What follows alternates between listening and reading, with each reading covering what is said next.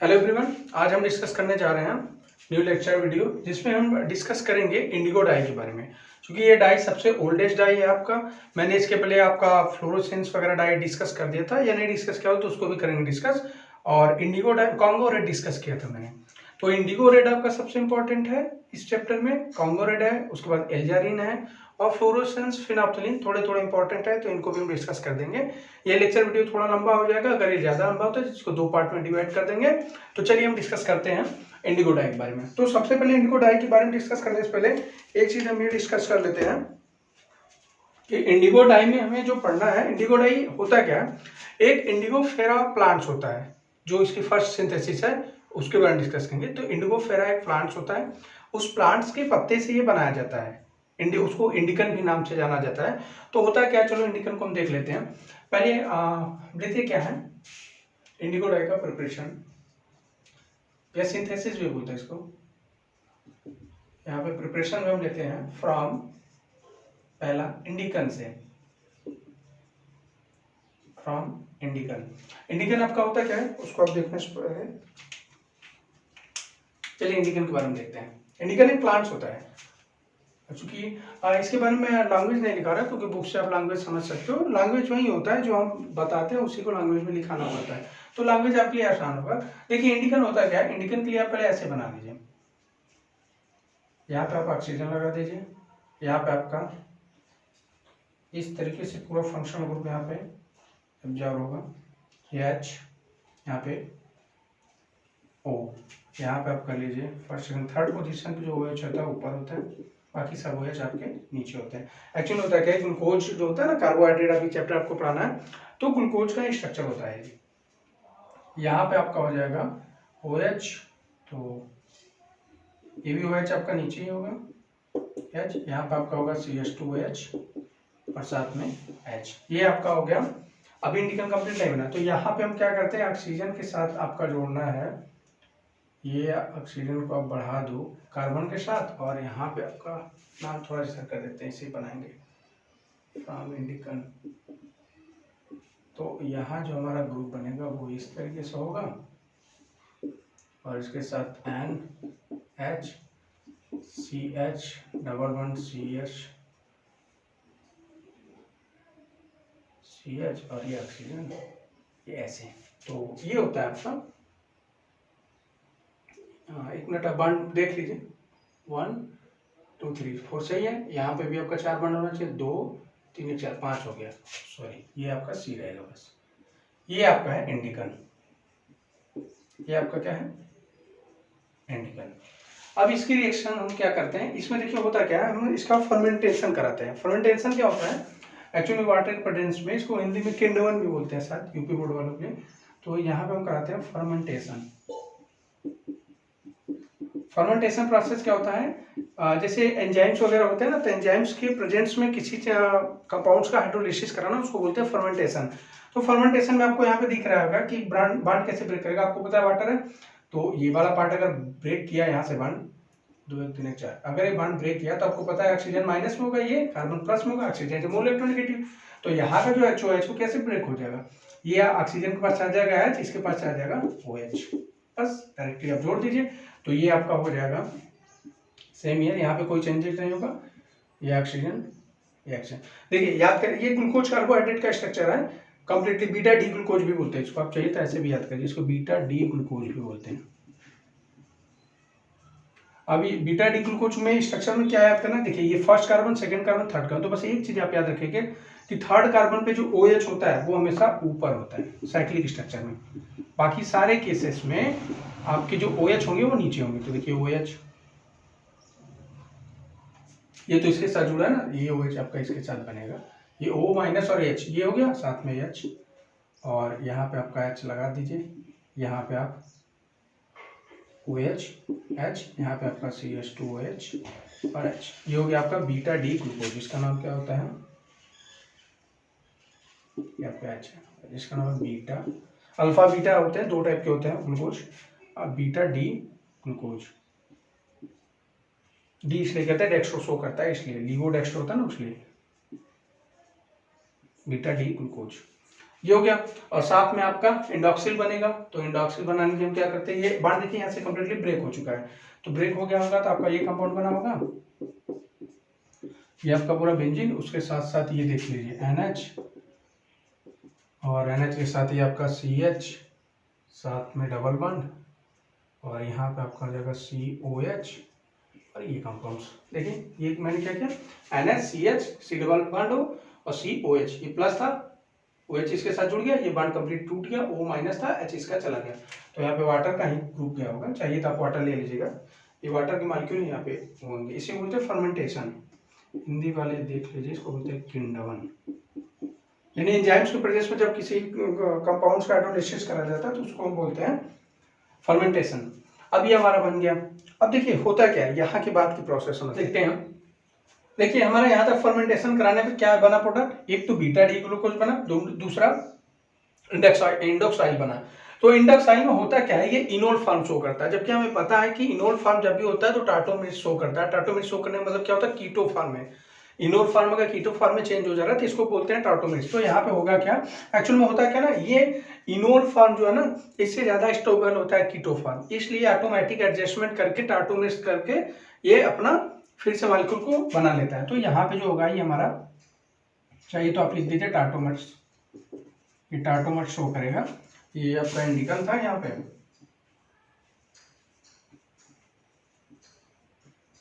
यहाँ पे टार्टोमर्स शो करेगा। तो टार्टोमर्स क्या होता है, keto converted, sorry enol converted. Enol कैसे हुआ भाई, देखो ऑल और इन दोनों ग्रुप है, इसलिए इसको कौन सा फॉर्म बोलते हैं, इनोल फॉर्म।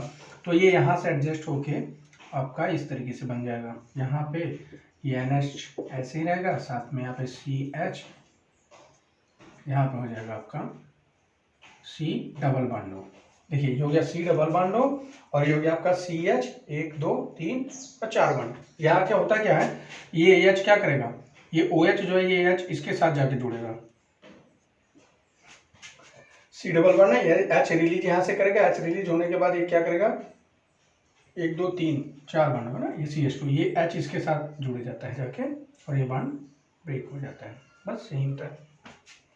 तो यहाँ पे हो गया डबल बॉन्ड, सॉरी ये H1 ऐसा होता है, ये ऑक्सीजन यहाँ पर अटैक करेगा, ये वाला जाएगा यहाँ पे माइनस, यहाँ पे जाने के बाद ये H प्लस जाके उसके साथ जुड़ जाएगा, तो ये जाएगा CH2, यहाँ पे CH। तो ये आपका कौन सा फॉर्म हो गया, कीटो फॉर्म, कीटो फॉर्म। अब देखिए यहाँ से आपकी कहानी शुरू होती है, ये हमारा कीटो फॉर्म बन चुका है। तो कीटो फॉर्म जो बना है इसके बाद हम क्या करते हैं, यहाँ पे कोई डबल बॉन्ड वगैरह नहीं है, ये ध्यान दीजिएगा, सब बॉन्ड स्टेबल, 4 बॉन्ड बनाया कार्बन है। अब इसके बाद क्या करते हैं, इसका 2 मॉलिक्यूल ले लेते हैं। चलिए ये 2 मॉलिक्यूल्स हो गया, इसका 2 मॉलिक्यूल्स को क्या करते हैं, एटमॉस्फेरिक, क्या बोल सकते हैं, एटमॉस्फेयर में हम क्या कराते हैं, ऑक्सीडेशन कराते हैं। एटमॉस्फेयर का मतलब हो गया आपका एयर के प्रेजेंस में, एटमॉस्फेयर, एटमॉस्फेयर मतलब आपका हो गया एक्चुअल में ऑक्सीजन O2, इसके प्रेजेंस में हम क्या कराते हैं, इसका ऑक्सीडेशन कराते हैं। यहाँ पर ऑक्सीजन के साथ ले लो, खुद ही ऑक्सीडेशन हो जाएगा। तो देखिए जब ऑक्सीडेशन कराएंगे तो यहाँ से होता क्या है, ध्यान से समझिएगा, यही सबसे इंपॉर्टेंट है। हमारे पास 2 ऑक्सीजन है, यहाँ पे 2 H2 है, चूंकि हमने इसका 2 मोल ले लिया है, 2 मोल लिया ना, यहाँ पे देख लीजिए 2 मोल है, तो यहाँ से होता क्या है, H2 इसका और O इसका, तो एक बार H2 हो जाएगा, फिर चूंकि 2 मोल लिया तो फिर एक बार H2 इसका, फिर एक बार O, तो हमारा जाता क्या है, यहाँ से लिख दे रहा हूँ मैं डायरेक्ट 2H2O, वाटर की रिमूवल हो जाती है। तो 2 मॉलिक्यूल आपका, एक मॉलिक्यूल देखिए ये था, तो ये बनाएगा आपका, यहाँ पर हो जाएगा NH और साथ में C, देखिए H2 दोनों जा चुके हैं H को, तो C को आप ऐसे ही रहने दीजिए, ये हो गया C, इधर नीचे डबल बॉन्ड हो, ये ऐसे, ये आपका एक मॉलिक्यूल है इसका, चूंकि 2 मॉलिक्यूल यूज किया तो दूसरा मॉलिक्यूल हम इस तरीके से लेते हैं इसका। चलिए देखिए होता क्या है, ये C जो है, जब H2 यहाँ से जाएगा फिर H2 जाएगा, 2 बार O जाएगा, तो ये C और C आपस में क्या होते हैं, जुड़ जाते हैं, तो हो जाएगा C डबल बॉन्ड, फिर यहाँ आपका हो जाएगा C डबल बॉन्ड हो, और इधर आपका हो जाएगा NH, और ये आपका इस तरीके से, इसको थोड़ा सा ग्रुप बना लीजिएगा, ये पूरा आपका, ये जो आपका था इधर वाला, ये ऐसे, बस करना क्या है, दोनों मॉलिक्यूल को एक साथ जोड़ देना है, वहां से वाटर रिमूव कर देना है। तो वाटर रिमूव करने के साथ एक थोड़ा सा लिखने का तरीका होता है, यहाँ हमने देखिए NH को ऊपर किया, यहाँ पे COO को नीचे किया, तो यहाँ पे NH को नीचे कर दिया, COO को ऊपर कर दिया, बस दैट इज कॉल्ड इंडिगो। ये सबसे ओल्डेस्ट डाई है आपका, और सबसे फेमस डाई भी माना जाता है। इसकी कलर होती है स्प्लेंडेड कलर होती है, शानदार कलर देता है ये। बस यही आपका मैकेनिज्म था, यही आपका पूरा प्रिपरेशन था। तो आप इसको नोट कर लीजिए, इसके दूसरे सिंथेसिस के बारे में डिस्कस करते हैं। नोट कर लीजिए।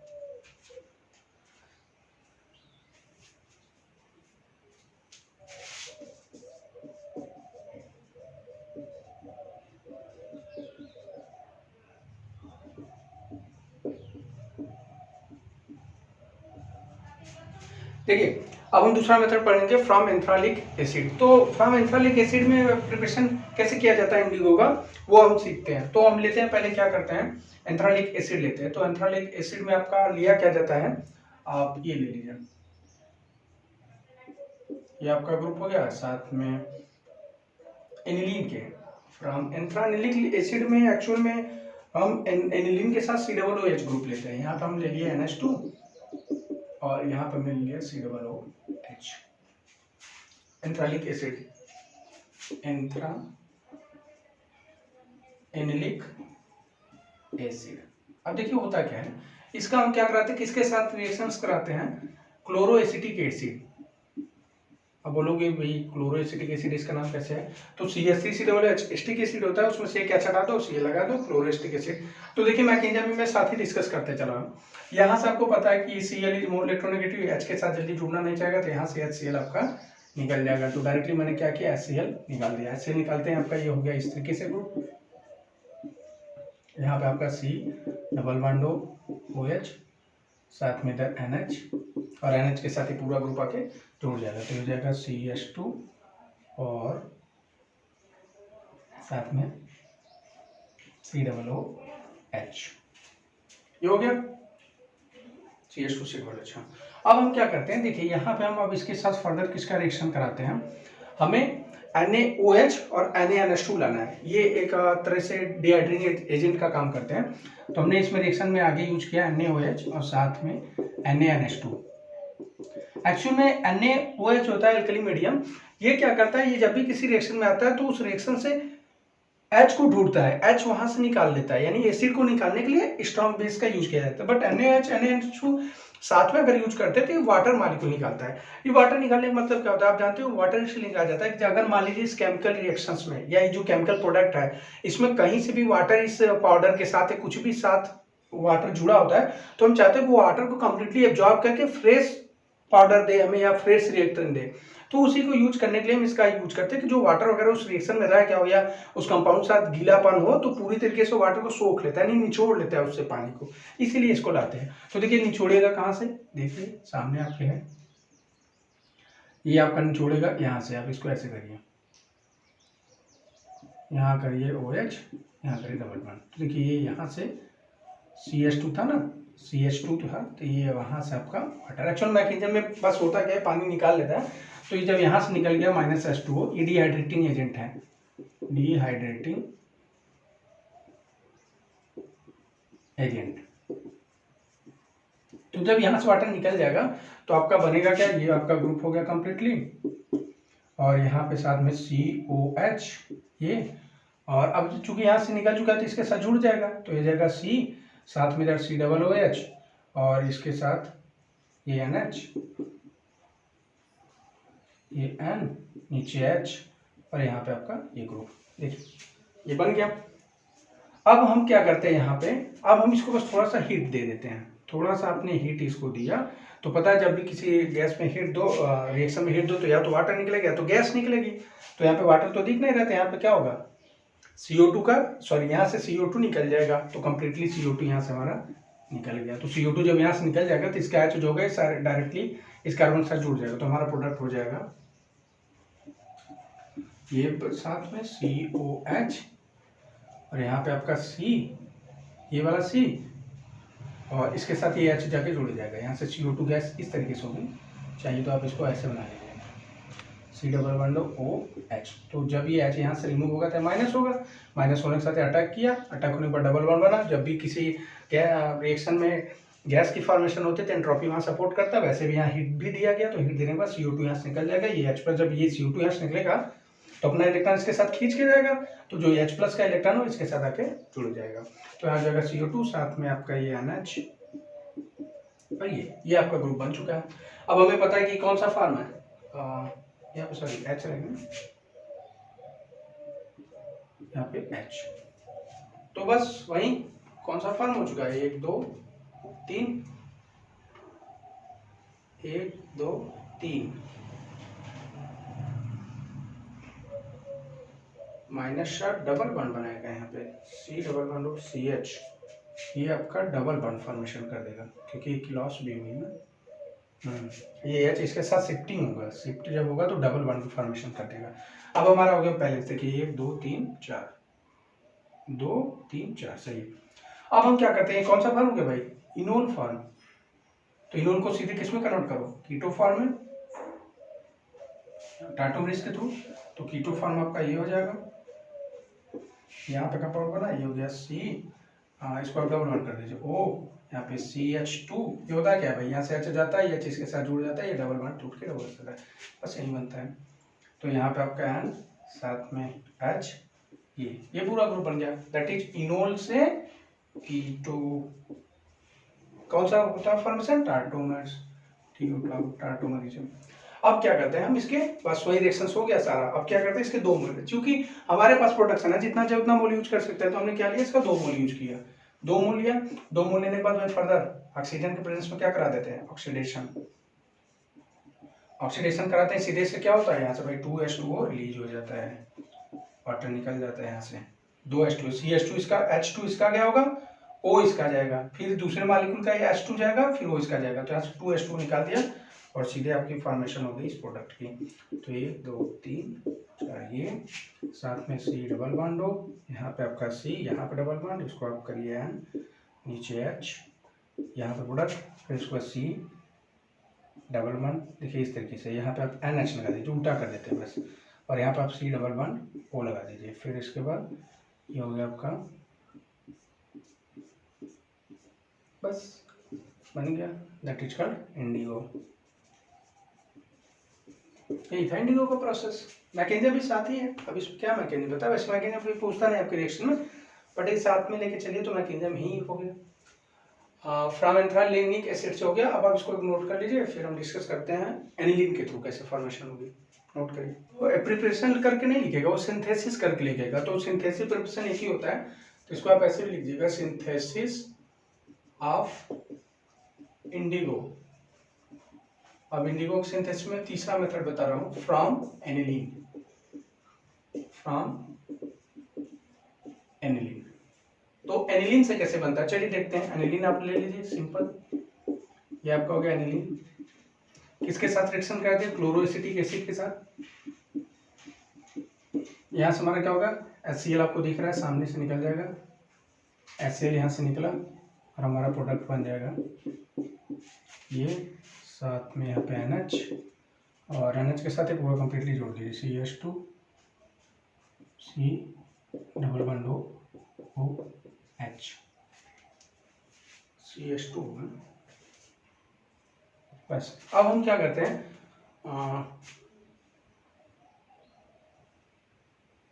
इसके साथ NH2 ग्रुप ही होना चाहिए ना, CH2 सही है। इसको आप इस तरीके से लिख दीजिए, CH2 ऐसे लिख दिया है, NH CH2 साथ में C डबल बॉन्ड OH, वही है। इसको इस तरीके से लेकर रिंग फॉर्मेशन करता है ना। अब यहाँ से देखिए रिंग फॉर्मेशन में करेगा क्या, अब हम यहाँ पर रिएक्शन में लाते हैं किसको, NaOH को, साथ में किसको, NH Na NH2 को, NaOH और NH2 dehydrating agent type use करते हैं। तो होता क्या है भाई, देखो यहाँ पे H और यहाँ का O, ये H और ये OH, सीधे से आंख मूंद के दिख रहा है, निकाल दो। बोला था ना कि NaOH और NaNH2 आता है तो डिहाइड्रेटिंग एजेंट का काम करता है। तो यहाँ से क्या होगा, -H2O रिलीज हो जाएगा, प्रोडक्ट आपका बन जाएगा, प्रोडक्ट आपका ये बनेगा, साथ में ये जुड़ जाएगा। देखिए HOH निकला, जुड़ने का रीजन क्या है, रिंग फॉर्मेशन हो जाती है, फ्यूज हो जाते हैं दूसरे से। H गया होगा प्लस से तो यहाँ पे आएगा माइनस, OH गया होगा माइनस से तो कार्बन पे आएगा प्लस, तो प्लस और माइनस एक दूसरे से जुड़े जाते हैं, तो रिंग फॉर्मेशन हो जाएगी। तो हो जाएगा C डबल बॉन्ड O, साथ में CH2, यहाँ पे NH और ये, सही है, ये आपका बन गया फॉर्मेशन। अब हमें पता है कि बस सारी कहानी तो यहीं पे आकर रुक जाती थी। अब इसके लेंगे 2 मोल। कीटो इनोल का कॉन्सेप्ट नहीं है, ये तो बन ही चुका है, ये इनोल कीटो फॉर्म है ही, इनोल में चेंज नहीं करना है, कीटो फॉर्म है, स्टेबल है ज़्यादा। तो क्या करेंगे फर्दर, एयर के प्रेजेंस में, एटमॉस्फेरिक ऑक्सीजन प्रेजेंस में क्या कराते हैं, ऑक्सीडेशन करा देते हैं। एक्चुअल में एयर के साथ ही रिएक्शन करा दो, खुद ब खुद ऑक्सीडेशन हो जाता है। तो जब ऑक्सीडेशन होगा तो यहाँ पे क्या होता है, वाटर की रिमूवेशन होती है। एक्चुअल में इस रिएक्शन में जो वाटर बचा होगा उसको वाटर ऑक्सीजन एयर के रिएक्शन कराने पे वो सोख लेता है। इस प्रोडक्ट के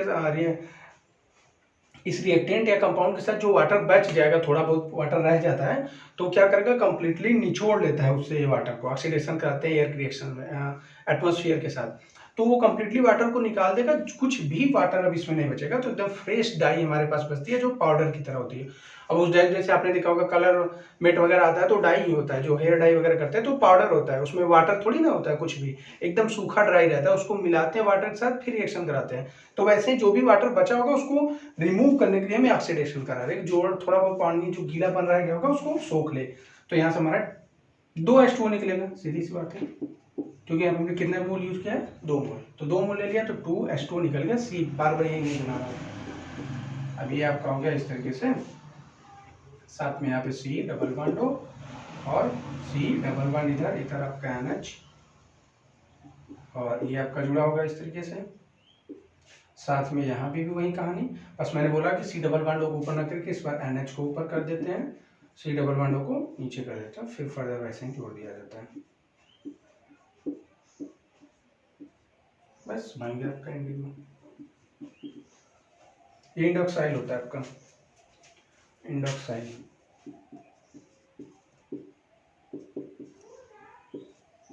यही था इंडिगो का फॉर्मेशन। ये सिंथेसिस आपसे पूछता है, ये लॉन्ग आंसर पूछता है, 7 से 8 नंबर के क्वेश्चन आते हैं सिंथेसिस ऑफ इंडिगो। ये 2-4 नंबर के क्वेश्चन नहीं है जो मैंने सिंथेसिस बताया है इसमें, ये सिंथेसिस आपके 7 से 8 नंबर के लॉन्ग आंसर में बनेंगे, तो इसको आप अच्छे से प्रिपेयर करिए। अभी तक मैंने जितने भी रिएक्शन बताए सब लॉन्ग आंसर में 7-7, 8-8 नंबर के एक एक क्वेश्चन आते हैं जिसमें 2 या 3 प्रिपरेशन बनाने होते हैं। तो ये आपका सिंथेसिस हो गया, आप इसको नोट कर लीजिए, फिर आगे हम डिस्कस करते हैं।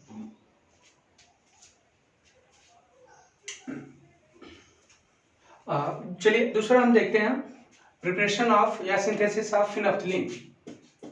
यहाँ पर देखिए सिंथेसिस ऑफ फिनोप्थिलीन।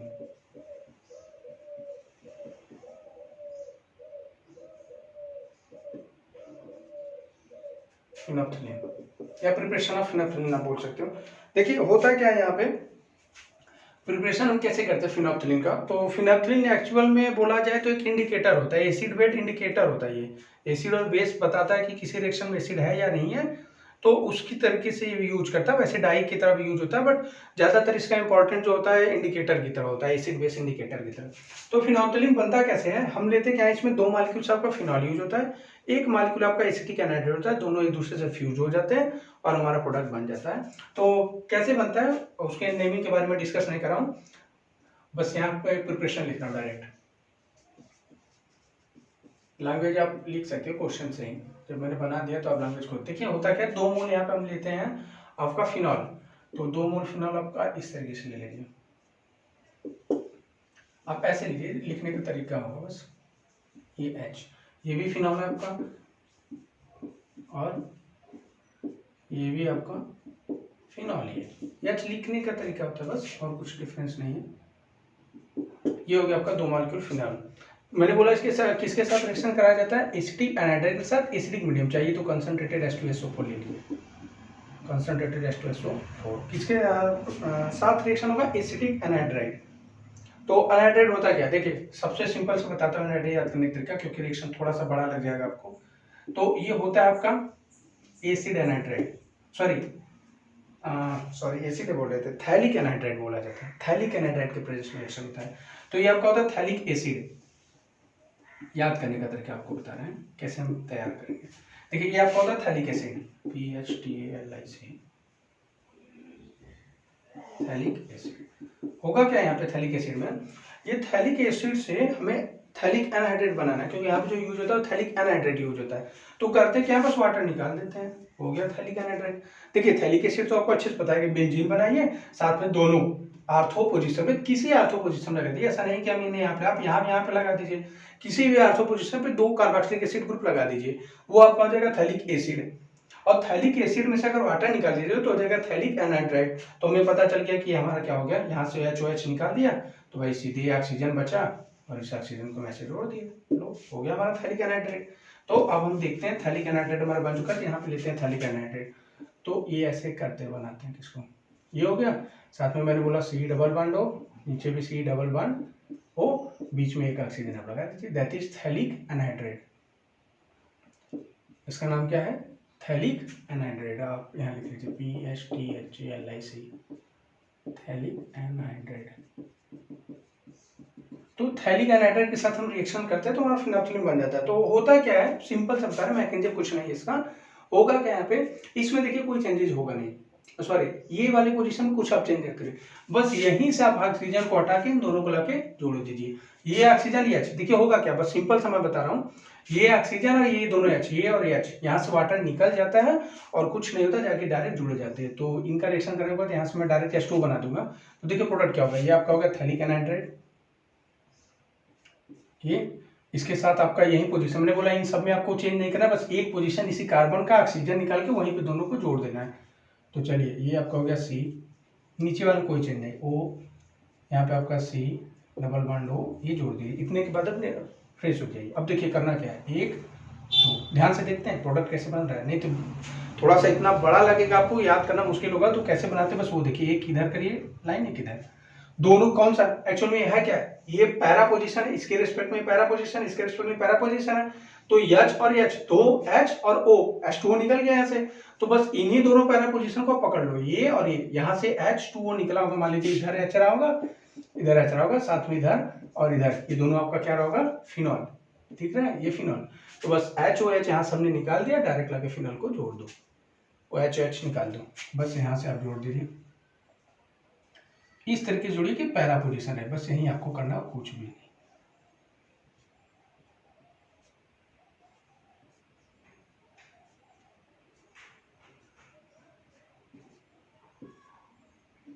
यहाँ पे आपका OH, यहाँ पे आपका OH, बस यही है आपका फिनोल्फिन। कितना आसान था फिनोल्फिन बनाना, मैंने बोला कि कुछ भी चेंज नहीं करना है, बस यहाँ से आपको क्या करना है, HH और इसका O, H2O निकाल दीजिए, साथ में फिर H2O बना दीजिए, लिख दे फिनोल्फिन।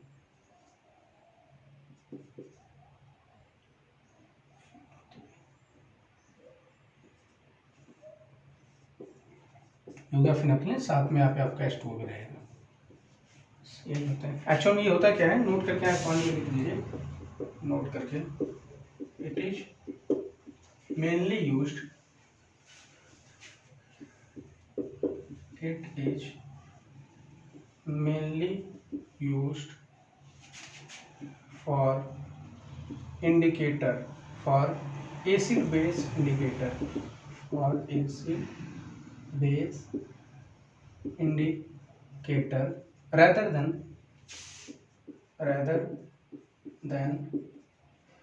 डाई के कंपैरिजन में इसकी मेनली यूज क्या होती है, एसिड बेस इंडिकेटर। तो होता क्या है, थोड़ा सा इंडिकेटर के बारे में बता दूं, तो अगर ये एसिडिक मीडियम, देखिए यहाँ पे मैंने क्या लिया था, एसिडिक मीडियम है, तो ये जो फिनोल्फिन प्राप्त होगा आपको, ये कलरलेस होगा, ये आपका कलरलेस होगा।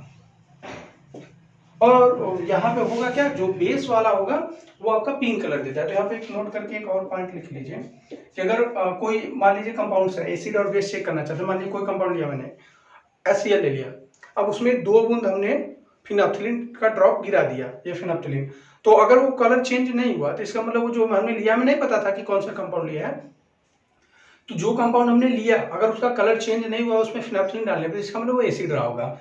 और अगर मान लीजिए मैंने कोई कंपाउंड्स लिया केमिकल्स और उसमें हमने 2 बूंद आपका फिनोल्फिन डाल दिया, तो अगर वो पिंक कलर का हो जाता है तो आप समझ लीजिए वो क्या रहा होगा, बेस रहा होगा, जो मैंने कंपाउंड्स लिया। तो बस एसिड बेस इंडिकेटर के लिए, तो यहाँ पे देख लीजिए कि नोट करके एसिड होगा, अगर उसमें फिनोल्फिन यूज कर रहे हैं तो उस एसिड का कलर चेंज नहीं होगा, यानी कलरलेस रहेगा कंपाउंड, कलर लेस रहेगा। लेकिन अगर वो बेस है, उसमें हमने फिनोल्फिन यूज किया P, फिनोप्सिलिन का हमने यूज किया तो किस में कन्वर्ट हो जाता है, पिंक कलर में, या कभी कभी डार्क रेड कलर भी हो जाता है अगर ज़्यादा यूज करते तो, यही होता है फिनोप्सिलिन। अच्छा एक चीज़ यहाँ पे और भी डिस्कस कर दूँ थोड़ा सा, आप चाहो तो समझ लेना।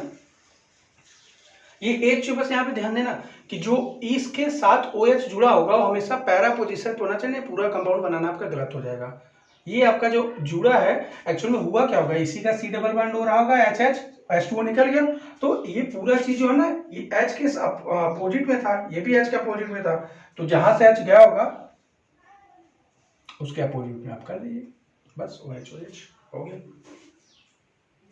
आप इसको नोट कर लीजिए, फिर आगे डिस्कस करते हैं।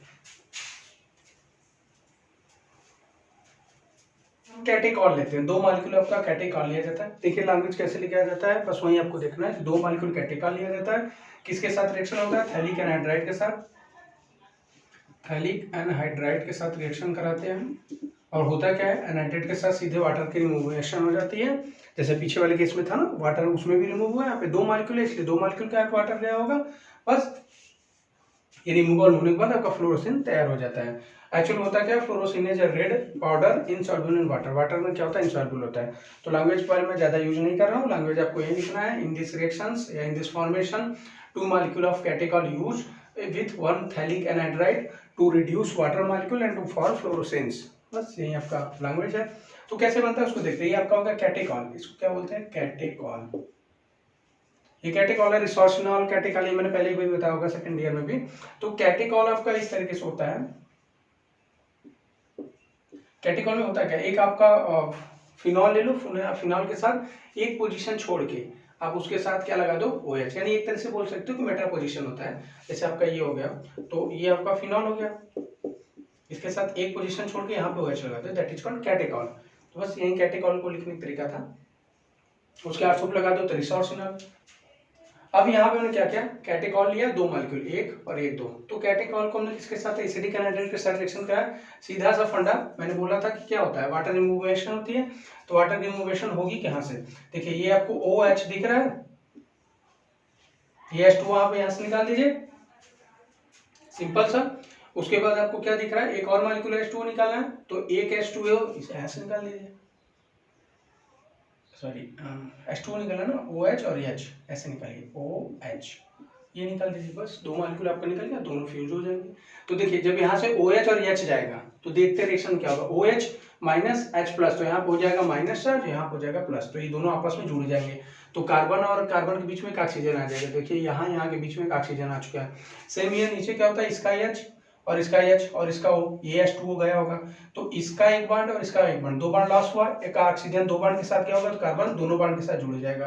तो देखिए ये वाला कार्बन क्या हुआ, इसके साथ अगर ये गए होंगे यहाँ से इस तरीके से, तो ये वाले दोनों एक दूसरे के साथ जुड़ गए होंगे, C और C। अगर यहाँ से H2O H और O, तो ये C इन दोनों के साथ ऐसे करके जुड़ जाएगा। तो ये वाला C देखिए इन दोनों के साथ जुड़ गया बॉन्ड बना के, ये वाला C इन दोनों के साथ बॉन्ड बना के जुड़ गया। अब उसके बाद देखिए जब यहाँ से लॉस हो गया होगा 2, तो ये आपका जैसे था उसको हमने वैसे रख दिया, ऑक्सीजन C डबल बॉन्ड, यानी यहाँ कोई चेंज नहीं हुआ, बस ऊपर वाला जब यहाँ से H है OH ये निकला पूरा, तो ये कार्बन इन दोनों के साथ बॉन्ड बना के जुड़ गया है, और यहाँ से HOH निकाल दिया, तो बस 2 मॉलिक्यूल वाटर निकला, डायरेक्ट हमने एडिक्ट कर दिया, यानी एडिक्ट बना दिया, ये हो गया आपका फ्लोरोसेन। यहाँ पे कोई रिएक्शन बताने की जरूरत नहीं है, मैंने C डबल बॉन्ड O में कोई चेंज नहीं किया, C में कोई चेंज नहीं किया, बस यहाँ से H2O निकाला और ऊपर से H2 निकाला, तो ऊपर से H2O निकला तो आप देख रहे हैं C और C के बीच में एक ऑक्सीजन आ गया, तो C और C के बीच में एक ऑक्सीजन आ चुका है, नीचे से H और H O गया, तो ये जब पूरा H2O चला जाएगा तो इस पे क्या हो जाएगा, H प्लस से गया था यहाँ माइनस, यहाँ पे माइनस, और ये C ऑक्सीजन 2 लेके गया तो कार्बन पे 2 पॉजिटिव चार्ज दे के जाएगा, तो बस दोनों पॉजिटिव दोनों नेगेटिव चार्ज जुड़ जाते हैं और कार्बन डायरेक्टली इसके साथ जुड़ गया, तो ये कार्बन डायरेक्टली आपका C इन दोनों के साथ जुड़ गया, तो ये आपका फ्लोरोसेंस बनता है कंपाउंड्स। अब इसके बाद एक और डिस्कस करेंगे एल्जीरिन। एल्लाजेरिन आपका थोड़ा सा बड़ा कॉम्प्लेक्स है, और एक्चुअल में कॉम्प्लेक्स बड़ा होने के साथ साथ इंपॉर्टेंट भी है, तो उसके सिंथेसिस नेक्स्ट वीडियो में अच्छे से डिस्कस करेंगे। तब तक के लिए थैंक यू। आप इसको नोट भी कर लीजिए।